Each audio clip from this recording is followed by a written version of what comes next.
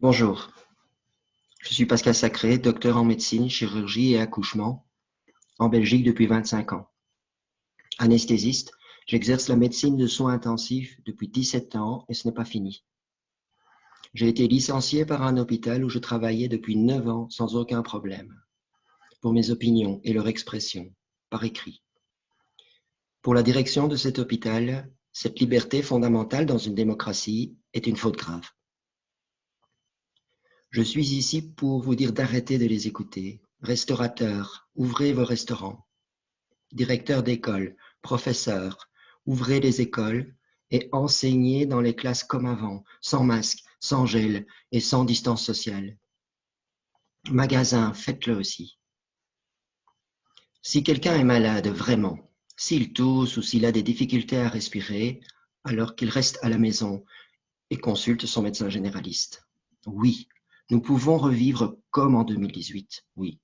Et c'est un médecin réanimateur qui a vu le Covid en face qui vous le dit.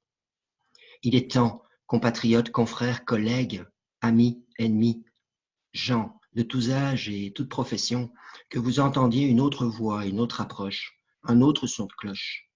Sortez, respirez, prenez de la vitamine D, du zinc, marchez, vivez, tenez-vous dans vos bras. Je connais quelqu'un d'âgé qui commençait la maladie de Parkinson et que le seul fait d'être retourné voir ses enfants, ses petits-enfants, enfin, est redevenu comme avant, sans aucun tremblement. Écoutez les médecins généralistes qui vous disent qu'il y a beaucoup à faire pour tuer les virus, pour se protéger et éviter d'aller à l'hôpital. À ces conditions, oui, il est possible de revivre comme avant, sans masque, avec des écoles et des lieux de vie ouverts. Que ces quelques personnes, stupides ou payées pour le dire, arrêtent de vous faire croire que nous ne sommes que quelques médecins éparpillés, un peu fous ou inconscients. Non, loin de là. Nous sommes nombreux, des médecins très sérieux, dont certains professeurs ou anciens recteurs d'université. Cessez d'écouter des gens, même dits experts, qui ne proposent que trois choses: se masquer, se confiner, attendre. Attendre la mort ou un poison présenté comme un vaccin. Ceci, c'est l'appel du 29 novembre. Après l'appel du 18 juin, mes compatriotes, ne vous trompez pas de guerre, ne vous trompez pas de cible.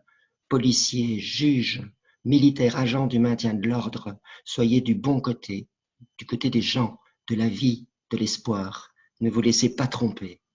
Sortez, respirez, sans masque, enseignez, ouvrez les bars et les restaurants. Et vous, politiciens, médecins spécialistes, soyez dignes de votre mission.